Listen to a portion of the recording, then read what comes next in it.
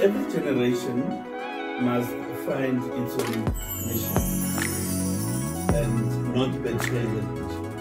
So those who were there in 1976, they played their role, they expressed themselves, and I think they accomplished that which they wanted to. So they realized their own system mission. Those of the 80s did the same. The youth of today must find their mission.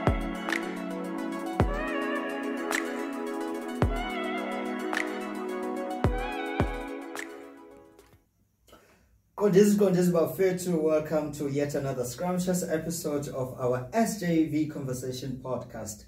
I'm your man, James Wakaklekla from the Eastern Cape, and I'll be your host tonight. Kanke Adam Dodra, as always, never get nayo obageng wakamasehla. My co-host tonight is also our station manager and our producer, as you know him.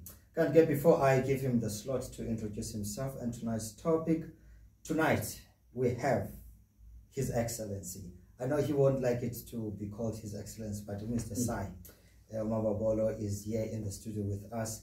A man who's probably stressing more than any South African today as we are slowly approaching elections.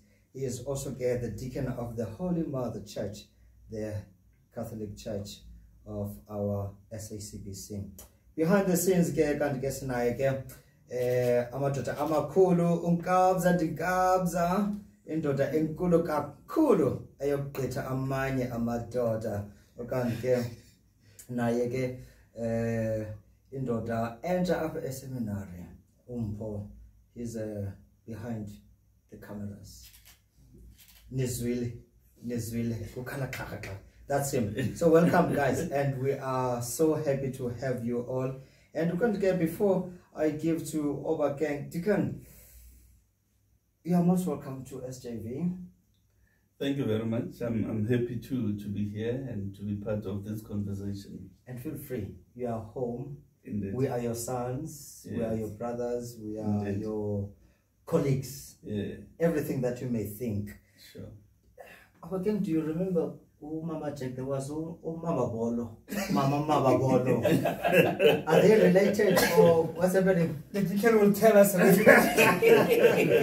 deacon will really tell us. So good evening everyone, and welcome to another episode of SJV Conversation Live, where we dive into an interesting topic and an interesting issue of our society. Really, we are about to approach the elections. And really, James, as you have said, I'm sure the deacon is stressing. Yeah. And really, our viewers today, we are really honored to have in our midst the CEO, not just in person. Not a chairperson. The CEO. Not a chairperson. I collected Obakeng, by the way. Yes. He wrote a letter to you, to your respective office, and he directed you and addressed you as the chairperson. I said, hell no, Obakeng. That was prophetic. It might be. James, maybe I'm a prophet. Maybe I'm a prophet. And I'm sure our viewers are so dying to know why we have the deacon today. Eh? Yeah. I'm sure they're asking themselves, now, what is with the seminary and elections? Yeah. Deacon, talk to the people. Well, thank you very much for this opportunity. I think it's a very important opportunity you're creating for a conversation about elections. Elections are important in any society because it gives the citizens of that country an opportunity to elect a political leadership that is going to be driving national policy, which has many facets.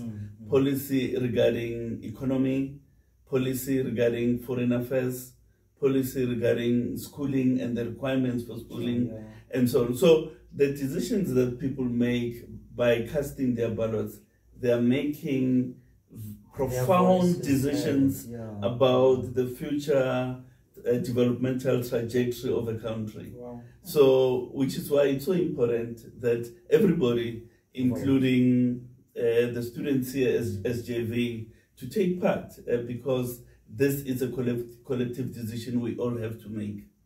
Let me shoot on the first question.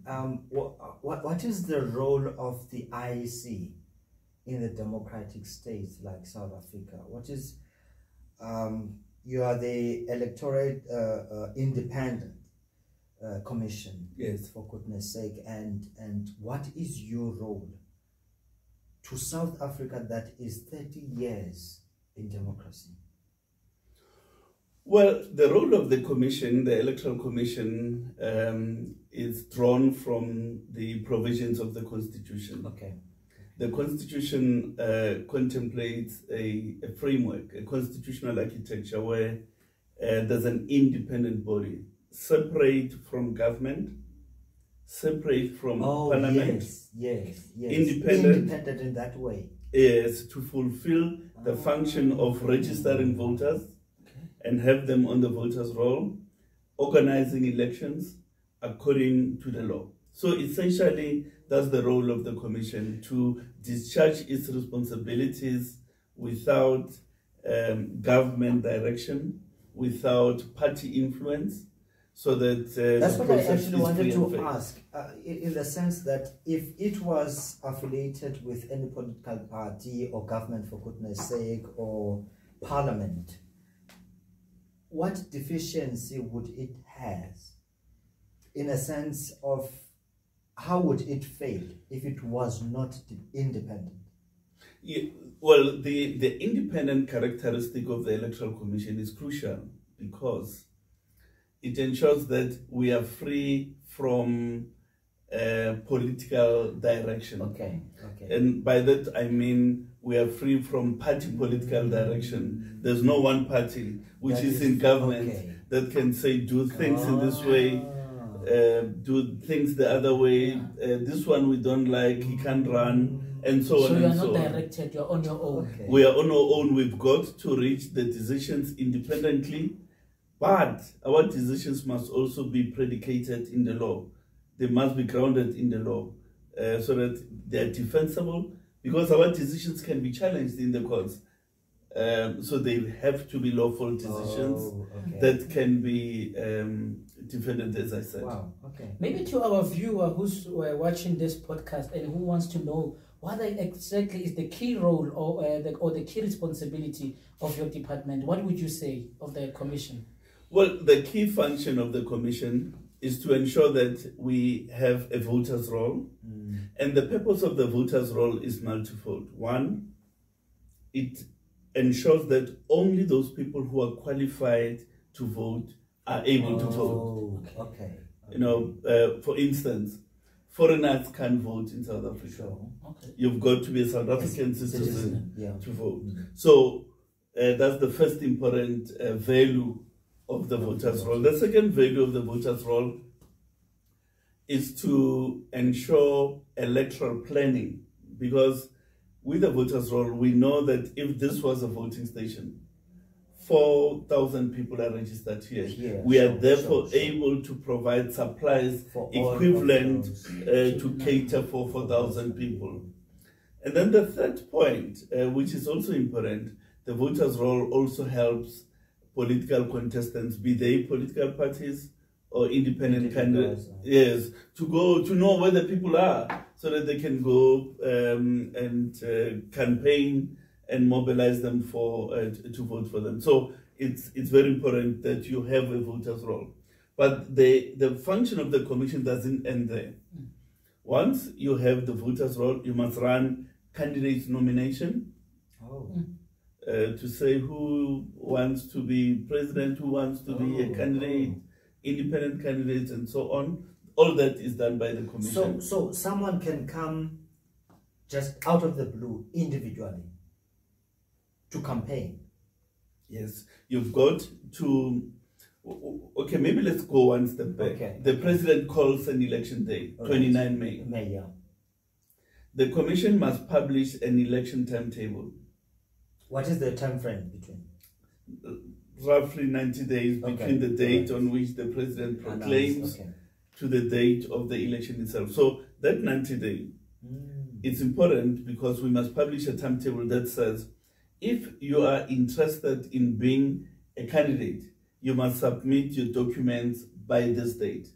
To who? To the Commission. Oh, to the Commission. If you want to have a special vote, for instance, the election is on the 29th, but you want to vote early on the 27th or the 28th, you must apply for a special vote between the 15th of April until the 3rd of May. All those dates are governed by the election timetable which the Commission publishes. Now, does that exclude the people who are abroad, like in America, who are South Africans working abroad? Are they also given that time frame? They have an opportunity to vote, but they work on a slightly different time frame. Yeah. There are 58,000 persons registered who are registered against the international settlement. Yeah. They will be voting on the 18th of May. Sure. Okay. So about 10, 12 days before the elections in the country, they vote early. The reason they vote early is that their ballots must be brought back into the country in time for the 29th. Oh, there you go. I did my research.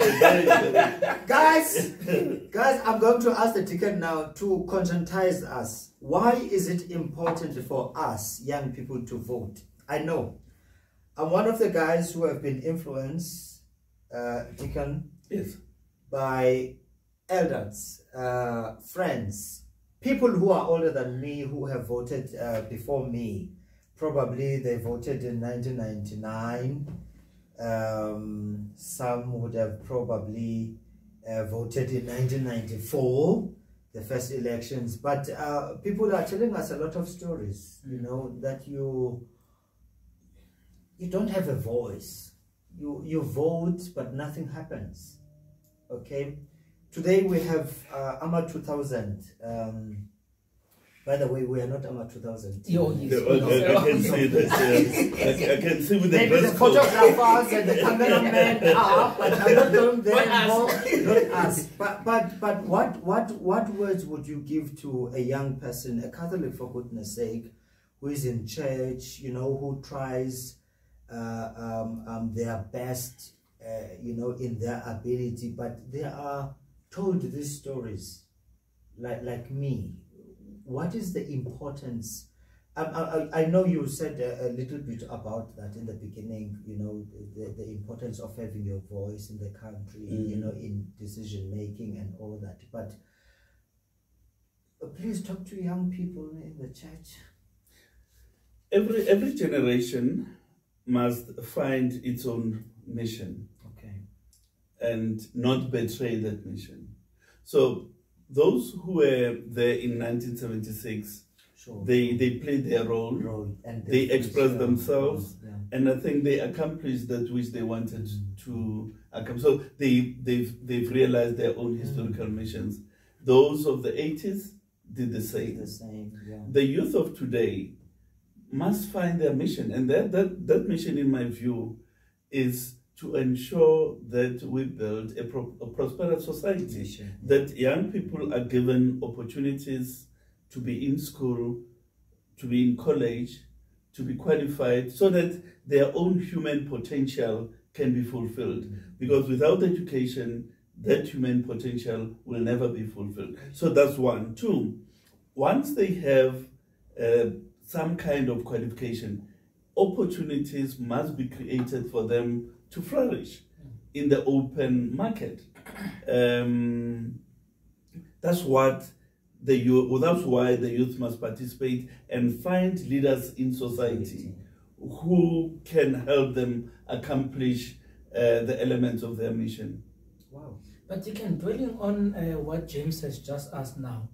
I mean, there might be a young person sitting there at home who says, what's the use of me voting? Because of a certain party will automatically win. You know, because we've already made our own conclusions of how the even before we even started voting. and this person is saying, so what's the use of me coming to vote? Because first of all, I have a degree, I am not working, unemployment rate is going up, and still whether I vote or I don't vote, this certain party is still going to win. Well, I think there are certain misconceptions that we have to help the youth. In this election, I don't think there's any party guaranteed to win. Okay. For the first time, we have a real prospect of an election outcome that cannot be called. I really don't think so that you can now, with a measure of certainty, say party A or party B is going to win. Okay. Now, that assumption that we already know who's going to win, I think is, at least on this occasion, it's a bit misplaced. That's one. Two, the mere fact that we have those types of difficulties, graduates without jobs, and so on and so on, I think the youth really have to look hard and discern a choice that they think will ameliorate those types of problems. In other words, solve those types of problems so that the next generation of youth don't have to suffer the same fate. You know, we have policies that allow for the flourishing of the skills and abilities of young persons. So you need that policy, a party with a policy platform that facilitates that. Okay, I think let's go for a commercial break. At the back there, we have Ngabza de Gabza. You can follow us on all the social medias. You can page on or browse through our Facebook page, St. John Vianney Seminary. Also, you can also follow us on Instagram, the same name. Also, you can tune on live at YouTube. I'm your man, James Brown. I'll be right back.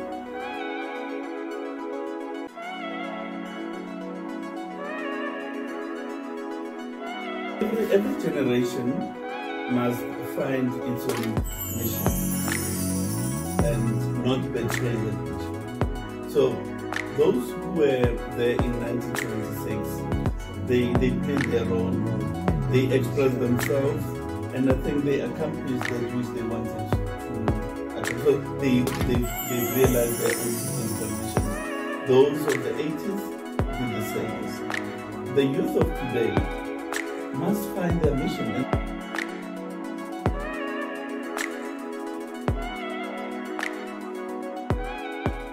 In this election, there are 52 political parties on the national ballot. I don't know how many of them. 40 what?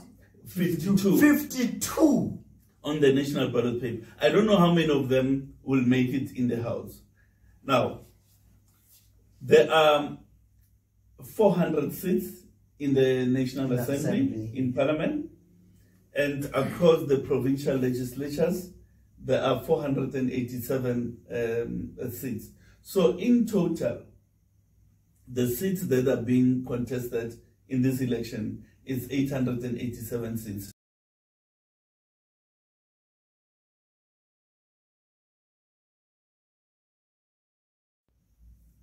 Okay, welcome back to our SJV conversation, the podcast. We are here in our studios at SJV Seminary. These are our headquarters. Today we have the Deacon, the CEO. Oh my God, what else should I call you? IEC is in the house, is in the premises of our seminary. Welcome again, guys, and feel free. Again. Well, before the ad break, Deacon, we were busy speaking about the youth. But now, what are the measures which are in place to protect the voters' rights? What is the commission doing? What are those measures that we are taking that we ensure that everyone on the 29th, when they go to vote, they are protected? Well, there are a lot of plans that are being worked on currently. You know, at the national level, there's a net joint, which is a structure led by the South African Police Service. It includes all the security agencies of the Republic, the Defence Force, the intelligence services, Metro Police, and so on. All those role players are looking at all areas where there are threats and deciding on deployment and interventions to minimize tensions in those areas. Because put simply, it is the responsibility of that structure to ensure that people are safe, the material of the IEC is safe, the property of South Africans is protected. So I think on the 28th of this month, the the Minister of Police will have a media briefing to brief the nation about the security measures to protect everybody. Because here's the reality. We must have an election on the 29th of May. On the 1st of June, there must still be a country. There must still be a country. So that's why the minister maybe this is a personal question than a podcast question. Basically, how do you manage to be the CEO and the deacon at the same time? Do people know that you are a deacon, by the way? No, not many people know. Not know.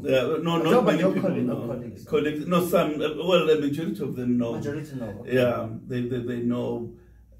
Look,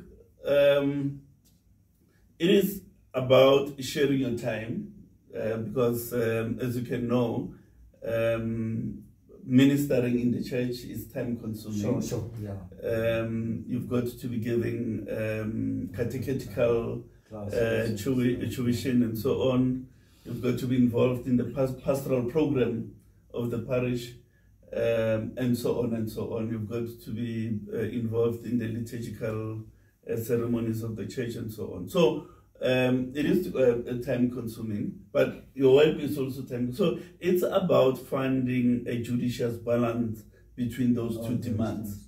And it is not easy. On this occasion, my ordinary felt that I need to go on special leave to be able to discharge my responsibilities. And I'm grateful for the wisdom of my ordinary Archbishop Buti for offering me this opportunity to take a bit of time off because it is hectic. Yeah, especially now. That's why I introduced you as the most stressed man. And indeed I am.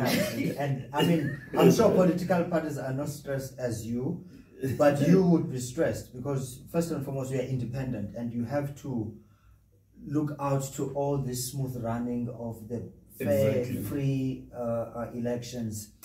Which brings me to another question now. I mean, elections are, in South Africa, they come once in 5 years, right? And it's quite something because after 5 years, there's somebody new in the ballot. Yes. You understand? Yes. No, you are right, James. And that's something that I think as a country we have to be discussing about the requirements for entry. I think we've set them too low. You put it nicely though, yeah. Yeah. The requirements for entry are too low. Let me give you an example. You may not have been there. In 1994, we had 16 parties on the ballot paper, on the national ballot paper. 16? 16. And 14 of them managed to get at least one seat in the House. So you can see the return rate was very high. Out of 16, 14 managed to get a seat. Fast forward to 2019, the previous elections, 5 years ago, we had about 48 parties on the ballot paper. 48. From 16? It's been growing. It's been growing. It's been growing over time. Yeah, it's been growing over time, and it had reached 48 in 2019. Out of that 48 that participated in 2019, again only 14 managed to get at least one seat. Now, as though that is not enough, in this election, there are 52 political parties on the national ballot. I don't know how many of them. 40 what? 52. 52 on the national ballot paper. I don't know how many of them will make it in the House. Now, there are 400 seats in the National Assembly, in Parliament, and across the provincial legislatures, there are 487 seats. So in total, the seats that are being contested in this election is 887 seats. 887 seats. But wait, there are 14,900 candidates vying for this 800 seats. So you can see that the proportion of disappointed people is going to no. I just wanted to give you those figures. What?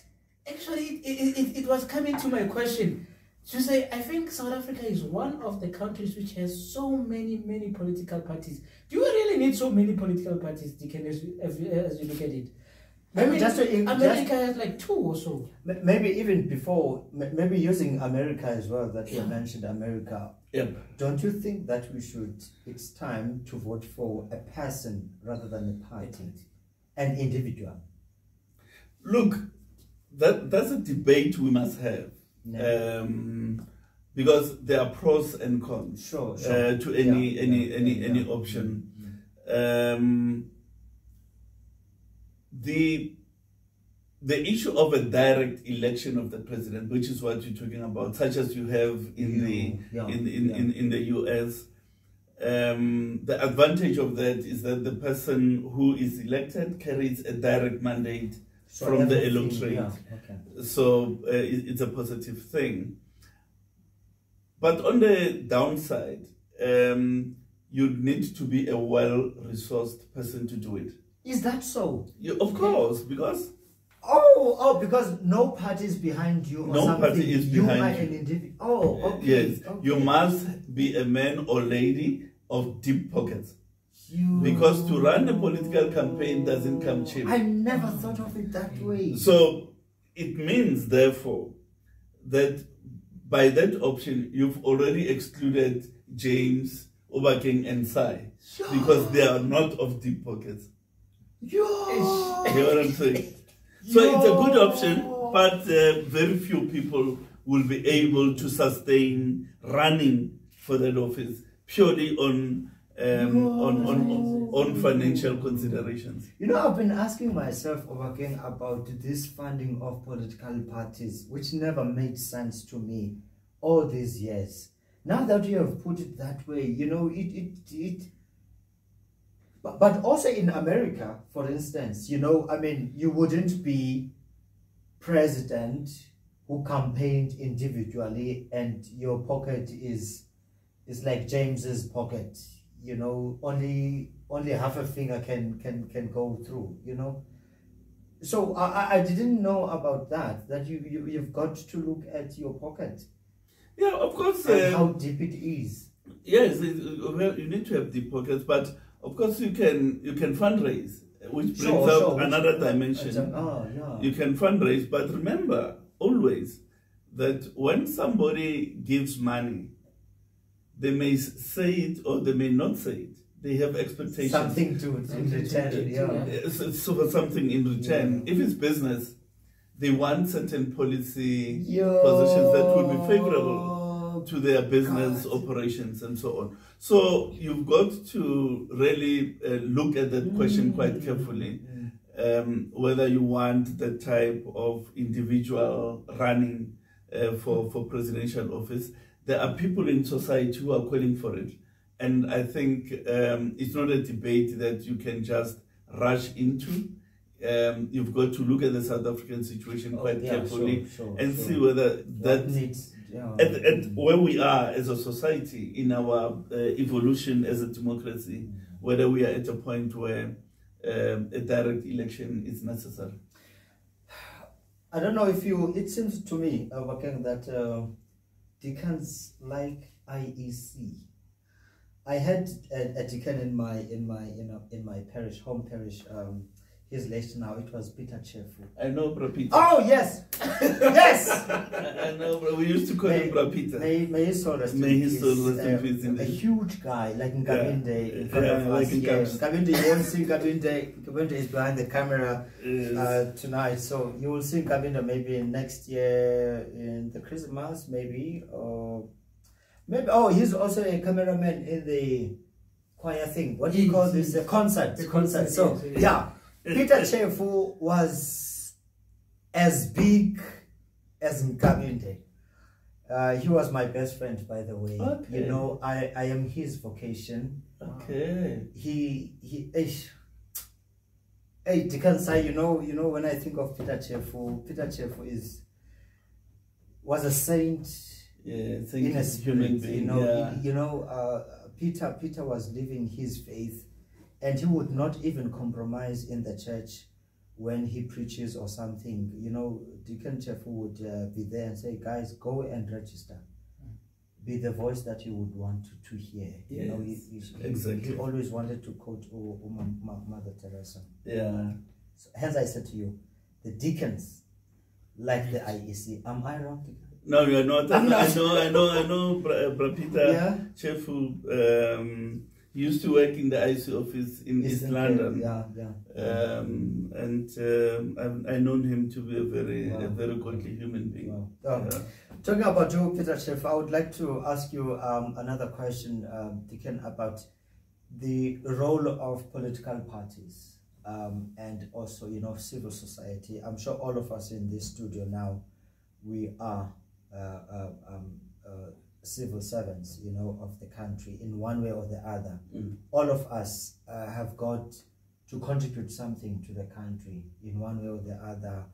Not all of us will be CEOs of the IEC, not all of us will be rectors of the seminary, not all of us will be priests or deacons. But what is the role of a civil society at large? What is the role of political parties in 2024? The role of political parties in South Africa in 2024 should be about how do we build a united nation. Okay. Because in the 30 years, I think we have moved far away from one another. In fact, the cleavages of society have been pronounced instead of being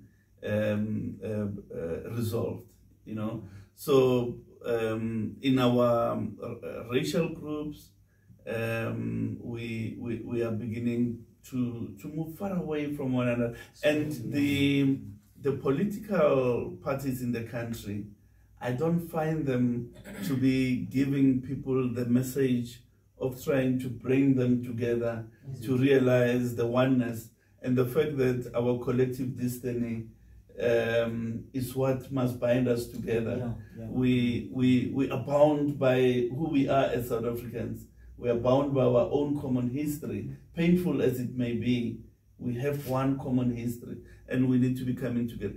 That for me is something that is missing. And each time I get an opportunity to say that to leaders of political parties, I do mention it. Even as you campaign, as you want to win, do it vigorously, do it robustly, but never forget the fact that one of your primary responsibilities is nation building, so that everybody feels that they have a stake in the South African dream, you know, because it is only when each one of us, the 62 million of us, feel that they have a stake in the South African dream, that we can have a cohesive country. Deacon, you know, I'm sensing in what you're saying is as if the way the political parties portray themselves is they're portraying it as God for us all, but every man for himself. Because I think we look it's a survival of the fittest. The survival of the fittest. I mean, you look at many political parties, maybe looking at the issue of corruption. You know, are we really going to be able to fight this phase, to pass through this phase with what is happening at this point? The 52 parties which have registered, are we sure that we are going to fight state capture? Are we going to fight corruption, or are we still going to go deeper and deeper into this issue that we are facing now? But also, again, you know, looking at the state of the manifestos, you know, I didn't listen all 52 manifestos, but maybe some don't have, by the way. Some okay. Oh yeah.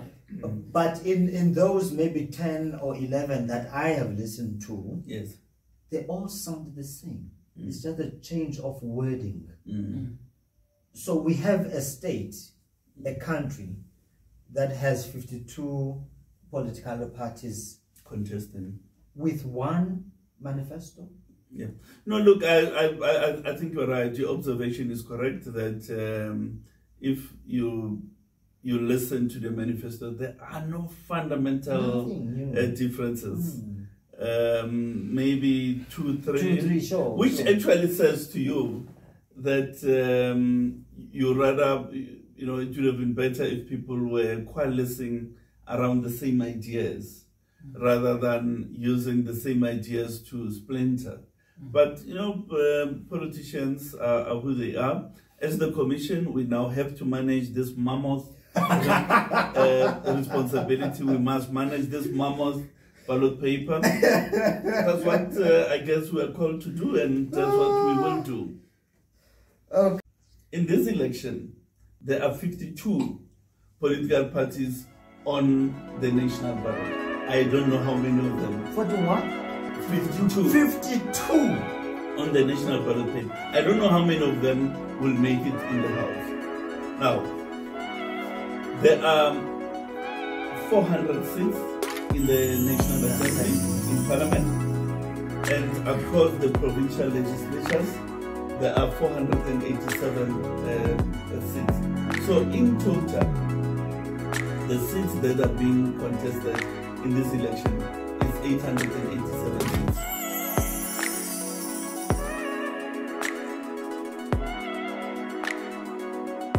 As the IEC, of course, we want observers. We want people many eyes. You want many eyes because look, we're running a service at 23,000 points because there are 23,000 voting stations in the country. So there may be some presiding officer who's a bad apple.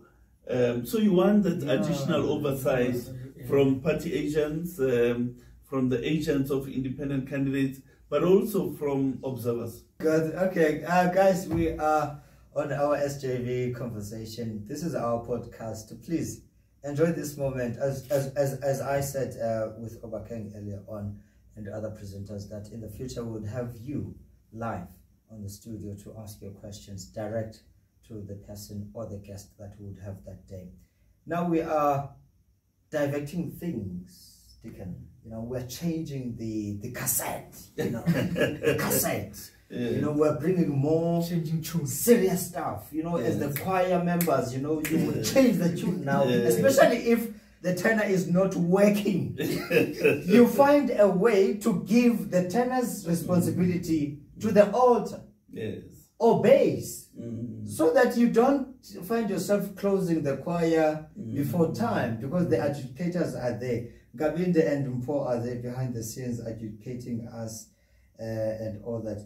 Deacon, let's talk about, I'm not going to mention it by name, but there's a political party that entrusted, I think, if I may call it, the benefits of the IEC or the IEC rules, in a sense that they,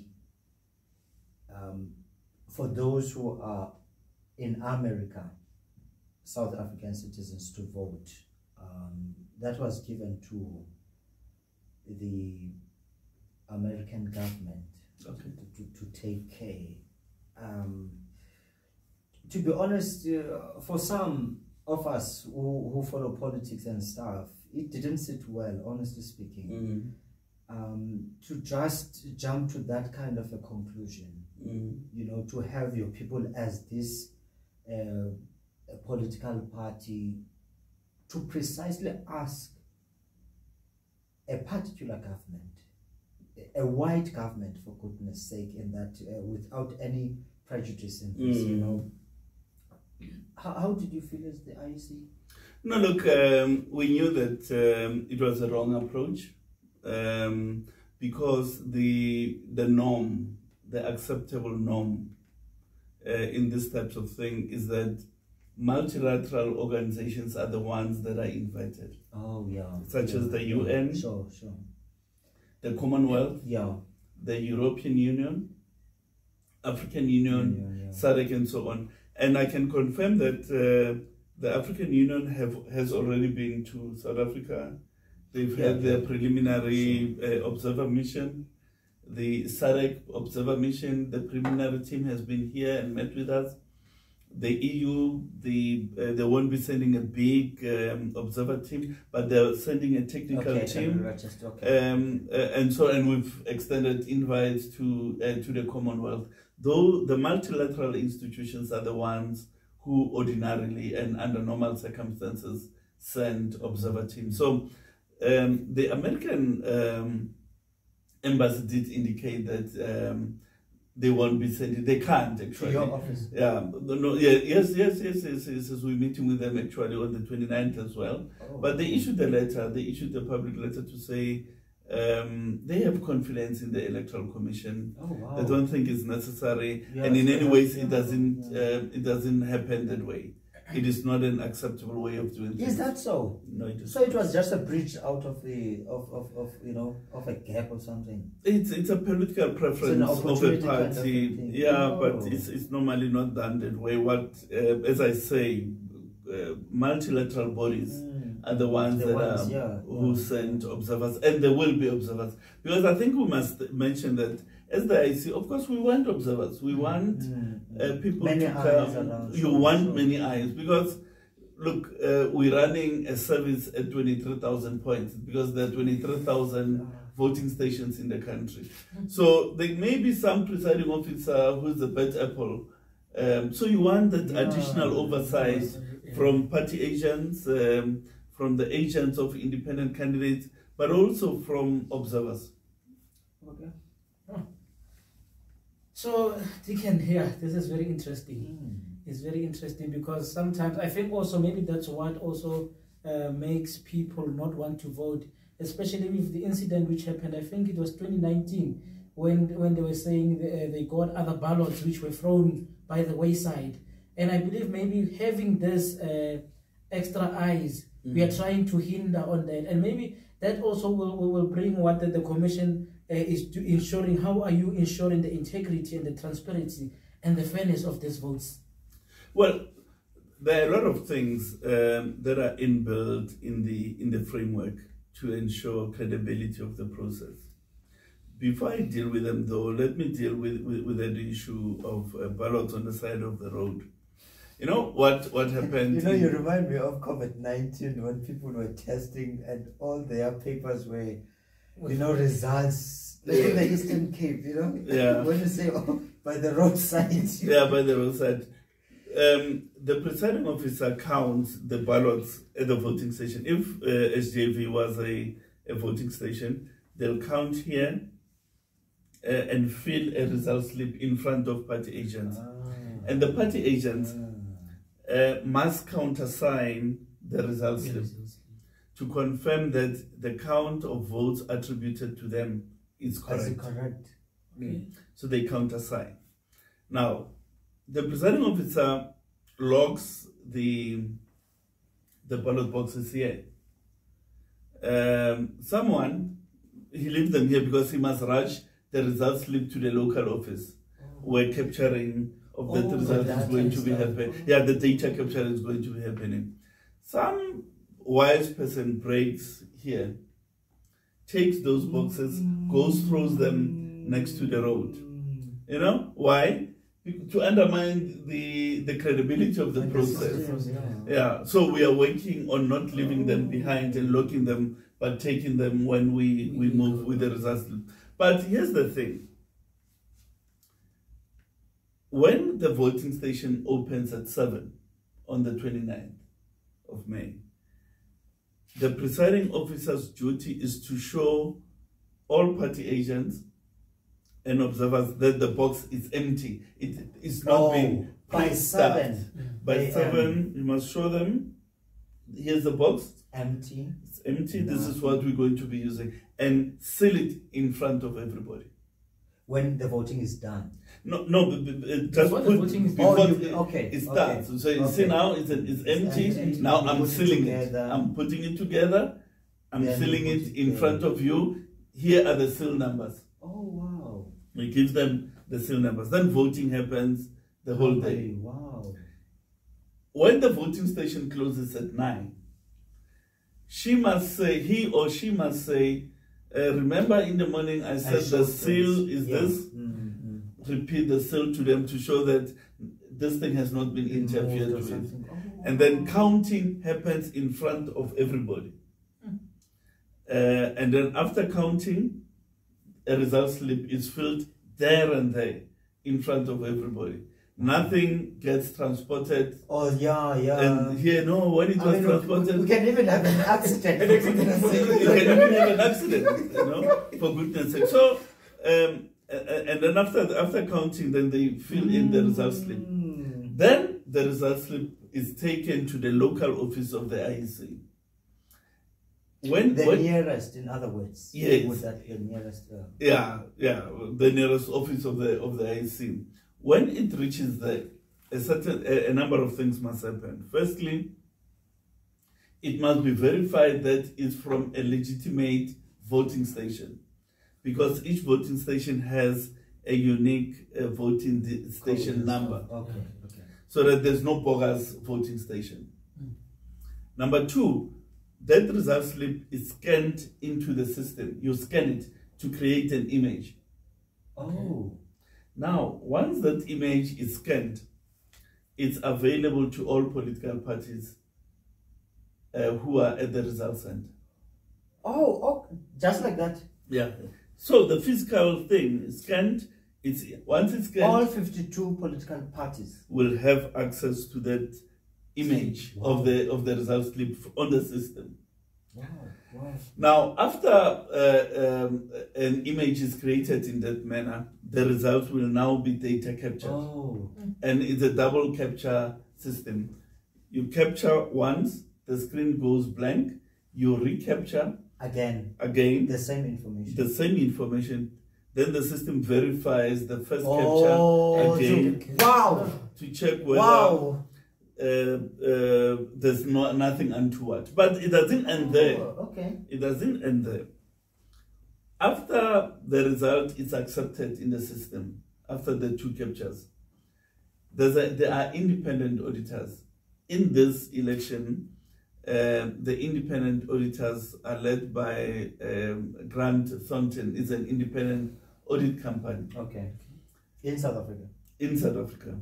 Well, it's a consortium and other smaller audit firms. And stuff. Okay. They came together as a consortium. They will audit the result. They'll take what came from the voting station, countersigned by party agent, and compare that with what has been captured in the system. And if they agree that what is captured corresponds with what came from the station, then they put their own unique auditor code. Each one of those auditors will have their own unique code, so that if there's anything untoward, you can go back and trace it back to one individual to say, how did this pass through your hands and eyes? But listen to this. After the auditor does that, only then does the result get transmitted into our results database in an encrypted format. And once it hits our results database, it's then projected in the results center. You see those big balls, it's put on those screens, but immediately it's given to the media through an API. After that process. Yeah, it goes straight to the media. The media, they get it as raw data, raw result data, voting station by voting station. Very few countries have that level of transparency in their results collection process. Very few. I was watching the elections recently in Senegal, for instance, Ghana, Nigeria, and it's very alarming to see how things are done. It's even now that you have explained it, I never knew that we have that kind of a system in South Africa. Things get mixed up. People, even riot against each other and all that. I never knew that we have that kind of a system, and I think it's something that it needs to be told.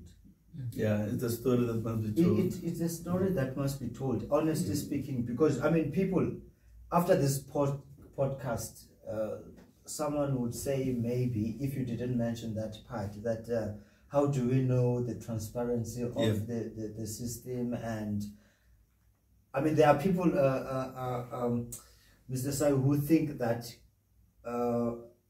people have started voting, actually. Of course, you know, especially to this door-to-door kind of campaigns. Yeah. People think, literally speaking, people think that other people who are probably more fortunate than anybody else have started voting, and they are repeating the votes. I remember now, in 2019, we were doing philosophy 2. So it was during 2019, transferring to 2020, you know, when COVID really hit hard.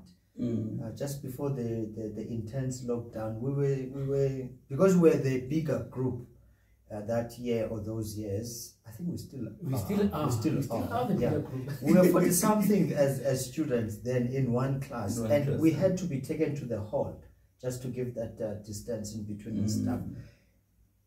I'm sorry to say this in public. We pretended as if we put the slides of the lecturer. I'm not going to mention the name of the lecturer, but he was, you know, standing on the podium there teaching, while he thinks that he's teaching what we can see, and we're looking at the results of the elections that year. 2021.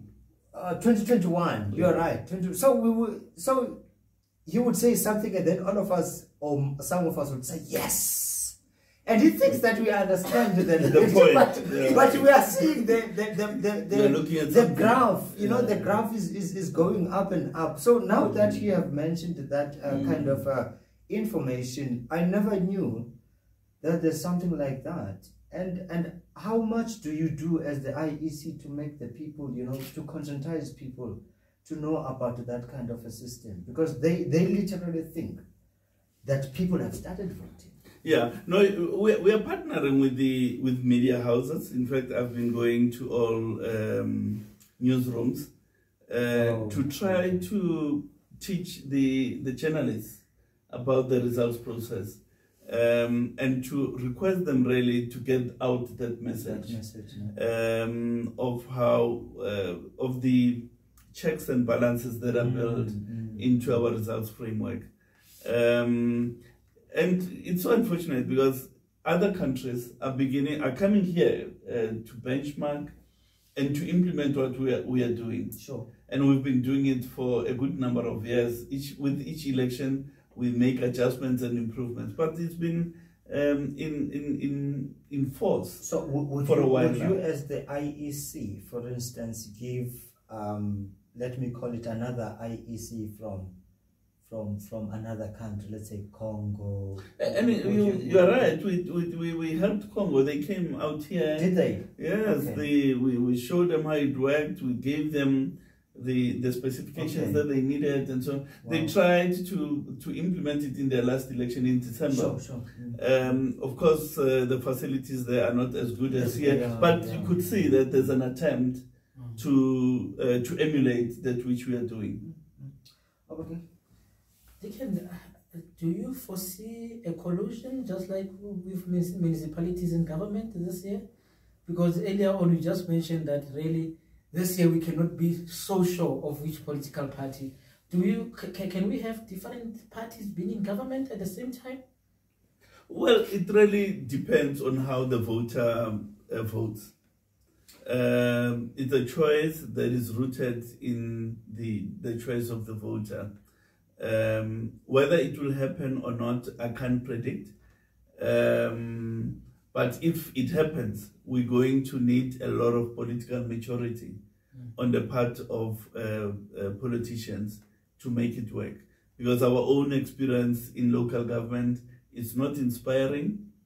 And there's a lot of sabotage. Yeah, and we can't afford that at the national level. So if it materializes, we really hope that our leaders will put the interest of South Africa first, and make whatever political arrangements is agreed upon work for the people. Because ultimately governance it's about serving the people, ensuring that and I don't mean it in a very transactional manner, but really to look at the developmental needs of the country. Before we go to the commercial break on our last lap, can you share with us the challenges you have in the IEC, maybe if there are any controversies, and what are the main challenges, that, especially now that we are heading towards the 29th of May?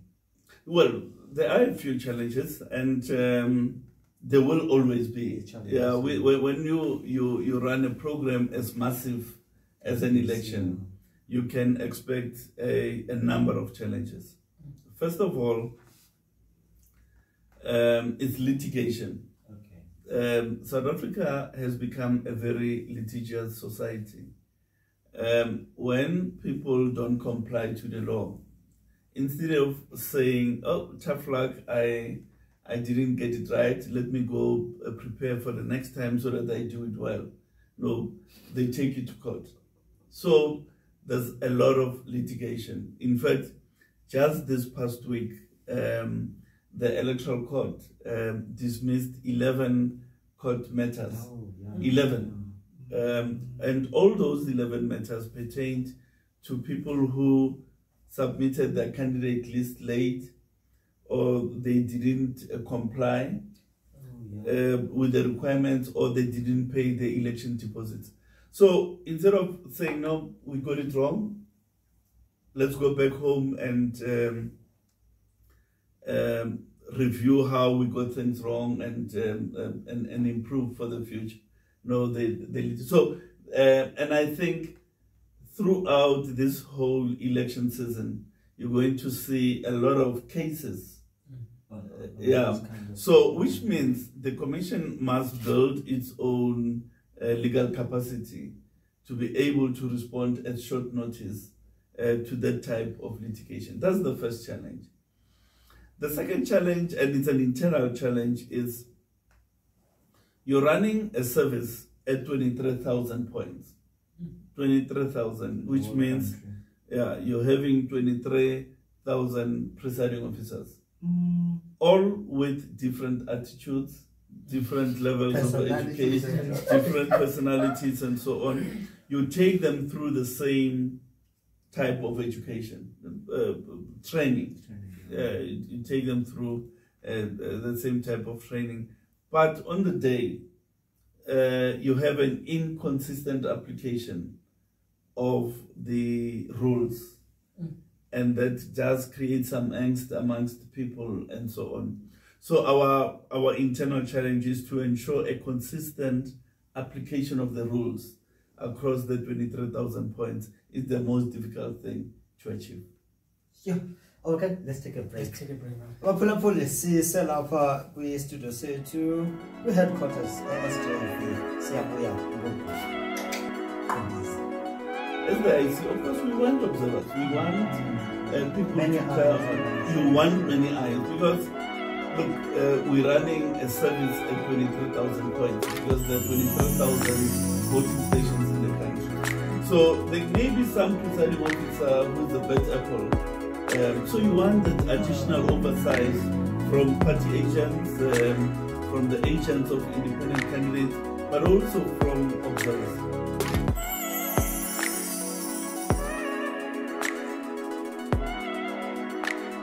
Some courts show it differently, and said no, the person may be a candidate. So it's important for clarity of all of us.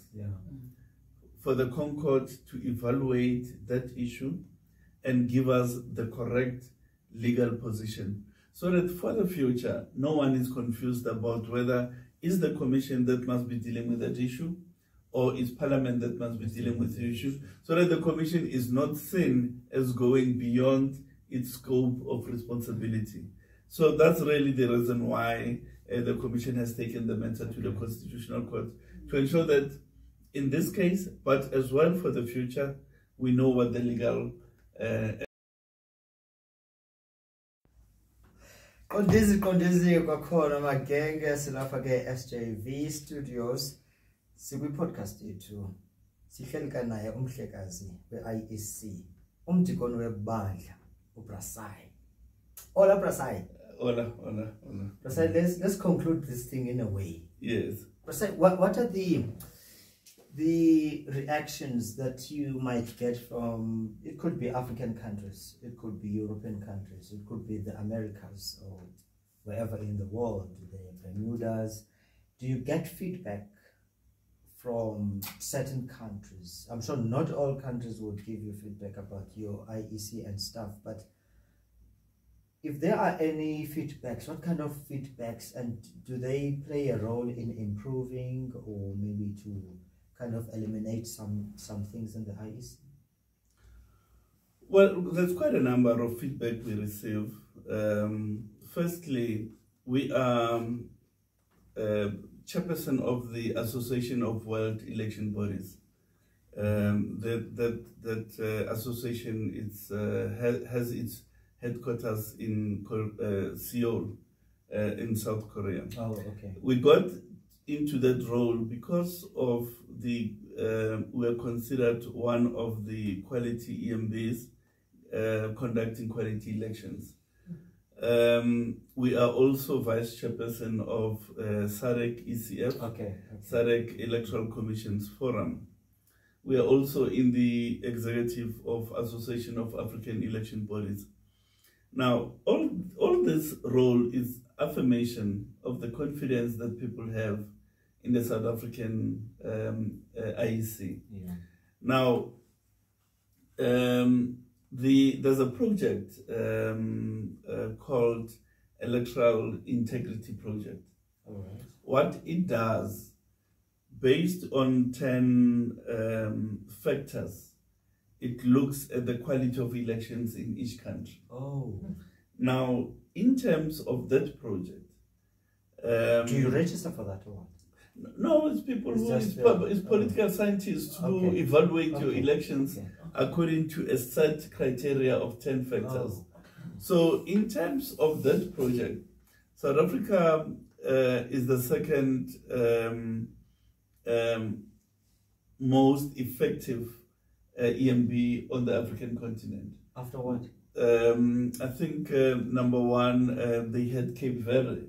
Cape Verde would be better than us. Yeah, so they say. No! So they say. That's an island. Yes, because, and the only reason they raise against South Africa is that we have not experienced the change of government. But now, that's not an ISIS responsibility. Yeah, I mean, so that means, would that prove that they are not independent? Would that be the result? Just repeat the question. Would it be that they are not an independent commission? Who in Cape Verde? In Cape Verde. No, they are. Oh, they are. The only snag is that we have not experienced a change of government. But that's not an IEC preoccupation. That's for the voter to decide. Now, the important thing, though, we can't ignore the study, because it does give us valuable feedback on areas that we could improve and so on. It's always important for growth to hear what others think of you. True. Even at a personal level, it's important to accept feedback, negative or otherwise, because that's really the basis upon which you grow for future. Well, you just mentioned something very important now. But Cape Verde is more like an island than, I'm sure they have, I don't know, they might even have fewer numbers. Capacity of they're very people, small. so maybe small. Those systems might work for them, and for us might be something otherwise.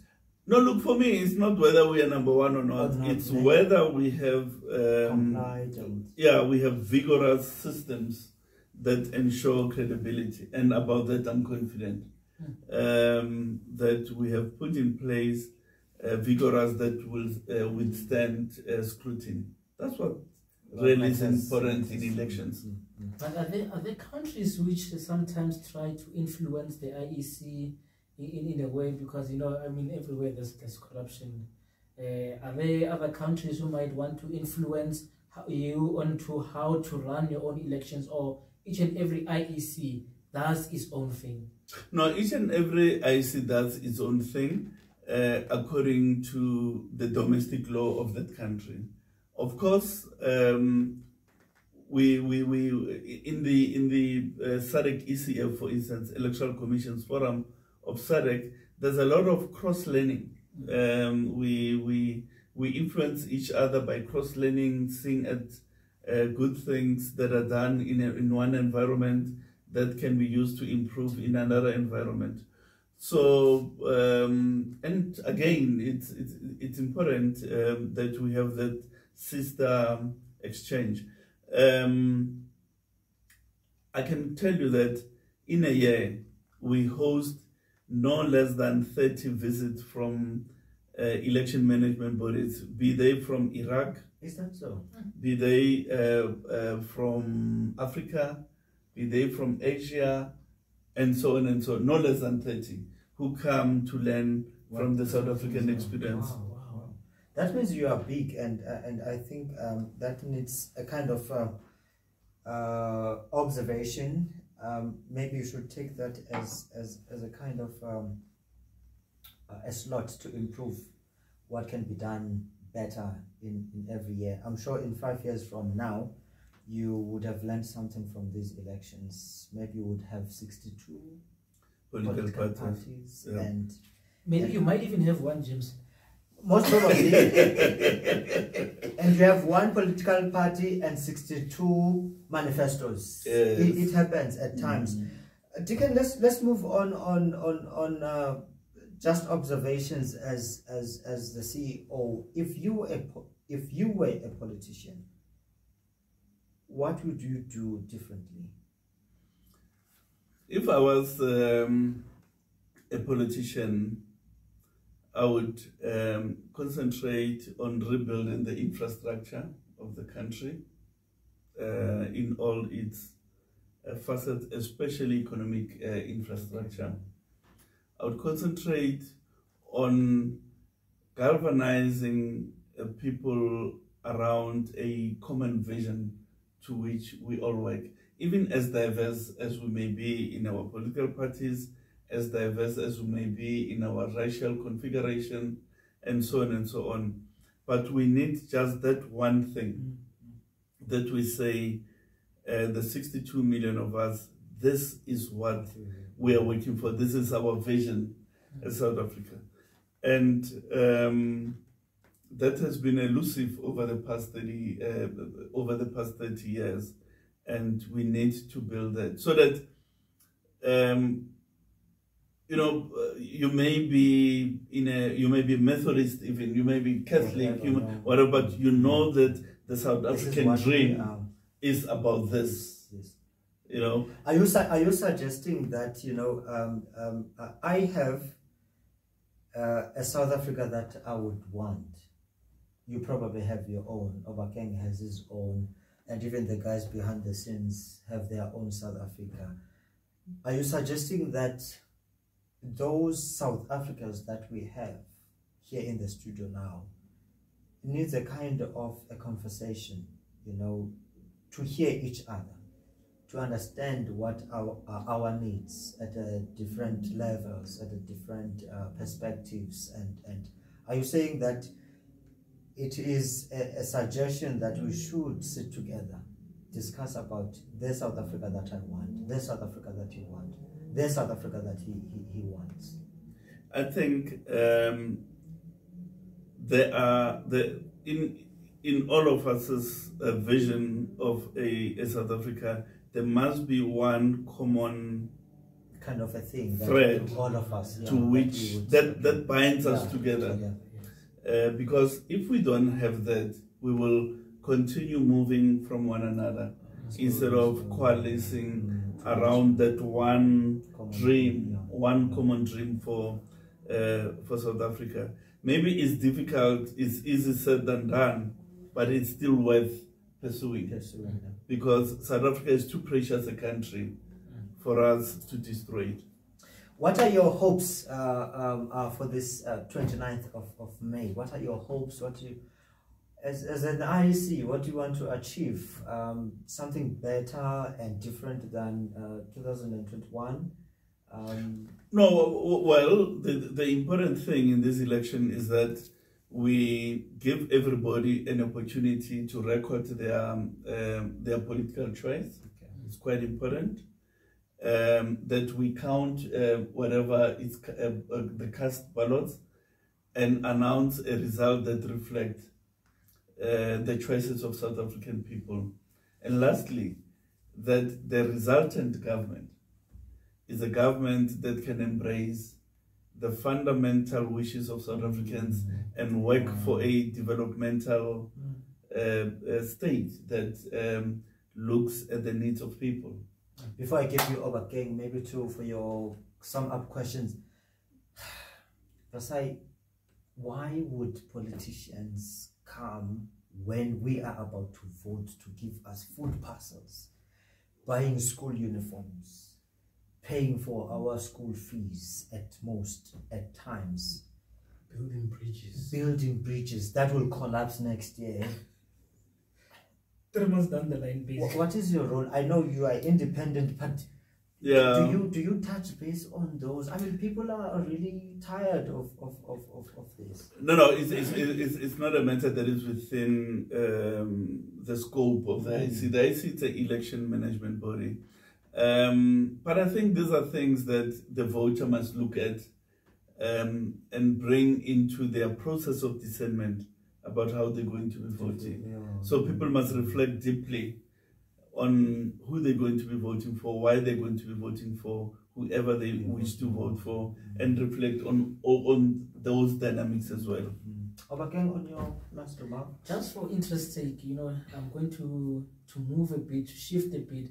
I mean, recently in the news, I mean, two parties have been taking each other to courts.